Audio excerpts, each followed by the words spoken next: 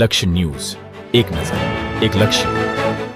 સુરેન્દ્રનગર જિલ્લામાં રાહુલ ગાંધી કોંગ્રેસ આકરાપાણીએ થાન સહિતના તાલુકાઓમાં રાહુલ ગાંધીનું ભાજપના કાર્યકર્તાઓએ પૂતળા દહન કર્યું છે. જ્યારે આમ નાગરિક અધિકારીઓની રજૂઆત કરવા જાય ત્યારે પોલીસ બોલવામાં આવે છે તેવો કોંગ્રેસના આક્ષેપ.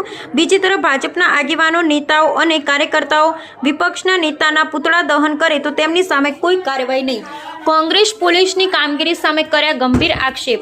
રાહુલ ગાંધીના પૂતળા ભાજપના નેતા ઉપર પણ કાર્યવાહી કરવા કોંગ્રેસના આગેવાનોએ કરી માંગ. Bureau report Brijesh Trivedi, Surendranagar. સામાન્ય નજી બાબતમાં જો લોકો અહીંયા દાખલા તરીકે કોઈ રજૂઆત કરતા આવતા હોય ત્યારે પોલીસ તંત્ર બોલાવીને એની ધરપકડ કરવામાં આવે છે.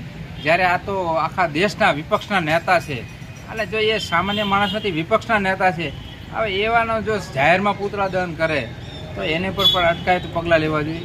કારણ કે આ જે સામાન્ય પ્રજાઓનો જે પ્રશ્નો હોય, સામાન્ય પ્રજાના પ્રશ્નો હોય તો એમાં પણ કાયદો વ્યવસ્થા ભાગરૂપે પોલીસ આવી જતી હોય તો આમાં પણ એવું થવું જોઈએ. મહેન્દ્રભાઈ પરમાર, સુરેન્દ્રનગર શહેર કોંગ્રેસ પ્રમુખ છું.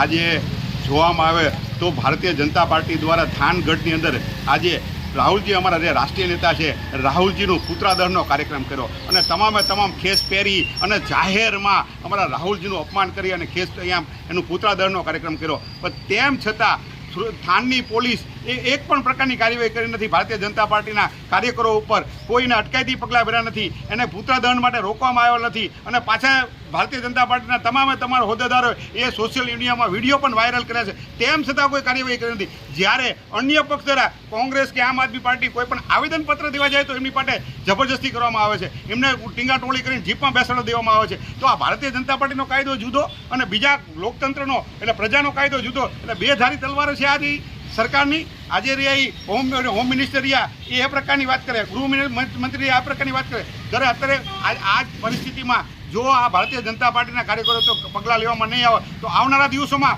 હવે પોલીસ તંત્ર ઉપર પણ ઘેરશું અને પોલીસ તંત્ર ઉપર પણ અમે અવાજ ઉઠાવશું.